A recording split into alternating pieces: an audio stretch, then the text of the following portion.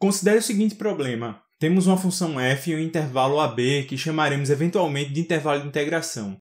Queremos saber qual é, em unidades de área, a área da região delimitada entre a função f e o eixo x correspondente ao intervalo AB. E para isso vamos usar a seguinte técnica.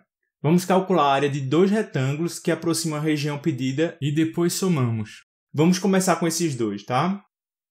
Observe a área em azul que ainda falta para obtermos o que realmente desejamos, né? O que podemos fazer para melhorar essa aproximação? Aumentar a quantidade de retângulos. Veja, se aumentarmos para 5, a aproximação já melhora bastante, né? Você pode evidenciar isso na região azul, que é agora bem menor. Vamos aumentar mais ainda a quantidade de regiões. Perceba como fica com 16 e 32 e 64. A aproximação começa a ficar realmente muito boa. E nenhuma região azul vai sequer aparecer sem algum recurso de zoom, né? Veja que podemos adotar essa mesma técnica para um outro intervalo AB. Observe. Além disso, podemos usar uma outra função f de x, né? Veja que no caso dessa, as regiões acabam indicando uma área total em excesso, ao contrário da função anterior. Vamos explorar essa ideia agora. Bem-vindos à unidade de integral. Vamos fazer agora dois exemplos e as contas para realmente obtermos a área entre o gráfico e o eixo x. A primeira função é y igual a x² e o intervalo escolhido é o 0, 1. Vamos considerar um parâmetro n para indicar o número de retângulos que a gente quer. Para facilitar as contas, vamos considerar que as bases são iguais. Nesse caso, o intervalo vai ser dividido em n pedaços iguais, o que vai fazer as coordenadas dos retângulos no eixo x serem 0, 1 sobre n, 2 sobre n, 3 sobre n, 4 sobre n, 5 sobre n, 6 sobre n e assim vai, até n-2 sobre n, n-1 sobre n, terminando em 1. Já no eixo y, vamos ter a coordenada x à esquerda do retângulo sendo aplicada a função y igual a x².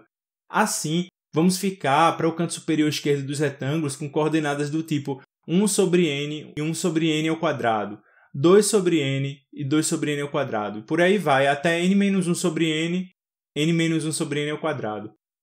Vamos considerar esse retângulo de altura 0 como sendo o primeiro. Em seguida, temos os n-1 retângulos restantes para completar os n totais. Agora vamos calcular a área de cada um desses retângulos. O retângulo R1 tem base 1 sobre n e altura 0, ou 0 ao quadrado, fazendo a sua área ser 1 sobre n vezes 0 ao quadrado. Vamos colocar assim no lugar de só 0, tá? Vai fazer sentido já já. O retângulo R2 tem base 1 sobre n e altura 1 sobre n ao quadrado, fazendo a sua área ser 1 sobre n vezes 1 sobre n ao quadrado. O retângulo R3 tem base 1 sobre n e altura 2 sobre n ao quadrado, fazendo a sua área ser 1 sobre n vezes 2 sobre n ao quadrado. E assim continua esse padrão. Vamos ter o retângulo R de n-1 com base 1 sobre n e altura n-2 sobre n ao quadrado. Calculando a sua área, vai ser 1 sobre n vezes n-2 sobre n ao quadrado. Finalmente, o retângulo Rn tem como base 1 sobre n e altura n-1 sobre n ao quadrado, fazendo a sua área ser 1 sobre n vezes n-1 sobre n ao quadrado.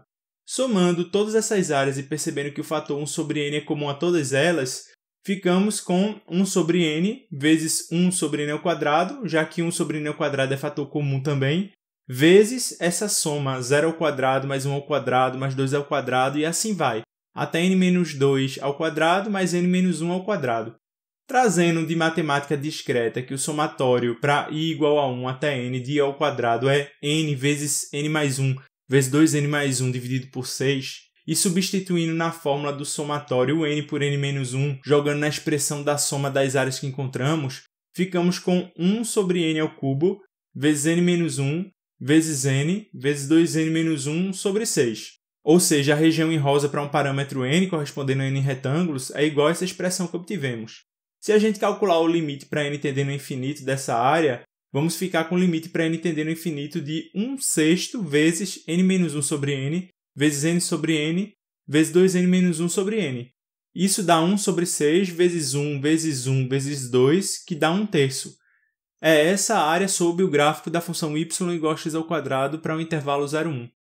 A segunda função é y igual ao exponencial de x, e o intervalo escolhido continua sendo 0, 1. Novamente, vamos considerar que as bases são iguais.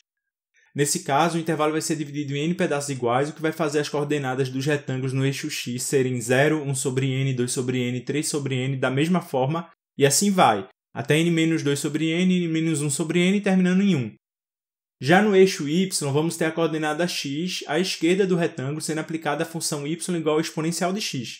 Assim, vamos ficar para o canto superior esquerdo dos retângulos com coordenadas do tipo 1 sobre n, exponencial de 1 sobre n, 2 sobre n, exponencial de 2 sobre n, e por aí vai, até n-1 sobre n, exponencial de n-1 sobre n. Observe os n retângulos que vão aproximar a área desejada. O primeiro retângulo, dessa vez, já não tem área nula, feito o outro caso. Agora vamos calcular a área de cada um desses retângulos. O retângulo R1 tem base 1 sobre n e altura 1. O retângulo R2 tem base 1 sobre n e altura exponencial de 1 sobre n. O retângulo R3 tem base 1 sobre n e altura exponencial de 2 sobre n. E por assim vai, terminando com os retângulos R de n-1 com base 1 sobre n e altura exponencial de n-2 sobre n, e Rn com base 1 sobre n e altura exponencial de n-1 sobre n. Somando todas essas áreas e percebendo que o fator 1 sobre n é comum a todas elas, ficamos com 1 sobre n vezes exponencial de 0, já que 1 é igual a exponencial de 0, mais exponencial de 1 sobre n, mais exponencial de 2 sobre n, e assim continua, até exponencial de n-1 sobre n, que é basicamente 1 sobre n vezes somatório para i igual a 0 até n-1 de exponencial de i sobre n. Lembrando que numa progressão geométrica, seja x sua razão, então a soma da PG é x elevado a n mais 1 menos 1 sobre x menos 1.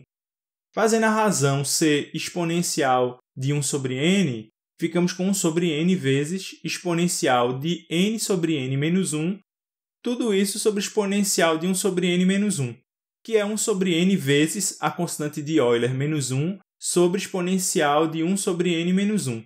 Se a gente calcular o limite para n tendendo ao infinito da área em rosa para n retângulos, ficamos com o limite para n tendendo ao infinito da constante de Euler menos 1 sobre n vezes a exponencial de 1 sobre n menos 1.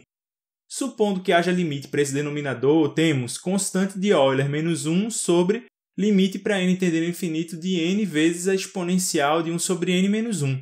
Esse limite existe sim. Vamos encontrá-lo agora.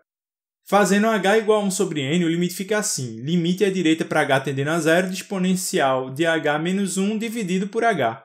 Veja que o 1 é igual ao exponencial de 0, né? Ou seja, temos basicamente a definição de derivada de exponencial utilizando x igual a 0. E isso a gente sabe calcular e dá exponencial de 0. Ou seja, ficamos com constante de Euler menos 1 sobre exponencial de 0, que é a constante de Euler menos 1. Essa é a área abaixo do gráfico y igual ao exponencial de x para o intervalo 0, 1. Agora vamos procurar generalizar essa ideia. Considere o eixo x e o intervalo AB. Vamos considerar uma subdivisão de AB em n intervalos. Os extremos desses intervalos são essas n mais 1 coordenadas xi, onde x1 corresponde ao A e x de n mais 1 corresponde ao B. Não há necessidade que esses intervalos tenham o mesmo tamanho, tá, pessoal? O tamanho de cada um desses intervalos vai ser ΔX1, ΔX2, ΔX3 e assim por diante, que corresponde naturalmente à diferença entre seus extremos, ou seja, x2 menos x1 para o primeiro, x3 menos x2 para o segundo, e assim segue a sequência. Cada uma dessas coordenadas do eixo x tem o seu correspondente na função. E com esses elementos conseguimos montar os retângulos para aproximar a região entre o gráfico de f e o eixo x. Vamos dar um nome para cada um desses retângulos, R1, R2, etc., como mostrado em tela, que por abuso de notação também denotam a área desses retângulos, tá? A altura de um determinado retângulo RI é f de xi, e sua base é delta de xi. Então, levando em consideração que a soma para n retângulos é R1 mais R2 e assim vai até Rn, a fórmula para S de n fica sendo somatório para i igual a 1 até n de f de xi vezes delta de xi. Se limite para n tendendo ao infinito de S de n existe, então esse limite é denotado por esse S grande, que é a integral de a até b de f de x dx. O nome dessa integral é a integral de Riemann. Uma das restrições aqui é que na sua estratégia de partição de AB em intervalos menores, o maior desses intervalos para n tendendo ao infinito tem que ser 0, ou seja, todo ΔXi tem que ir para 0. Caso contrário, se algum ΔXk não for para 0, à medida que n vai para o infinito, a área da região correspondente a ΔXk sob a função não vai ser necessariamente bem representada. No exemplo em tela, a área em azul claro vai ser indevidamente contabilizada, mesmo com n tendendo ao infinito. Ou seja, essa é uma condição obrigatória. Quando a integral existe para f em AB, falamos que f é integrável. Um resultado importante, cuja prova foge do escopo de cálculo 1, mas vai ser importante para a gente, é que se f é contínua em AB, a integral de a até b de f de x dx existe. Finalmente, vamos chamar a e b de limites de integração. É isso, pessoal. Espero que vocês se animem a estudar. Até o próximo vídeo e tudo de bom!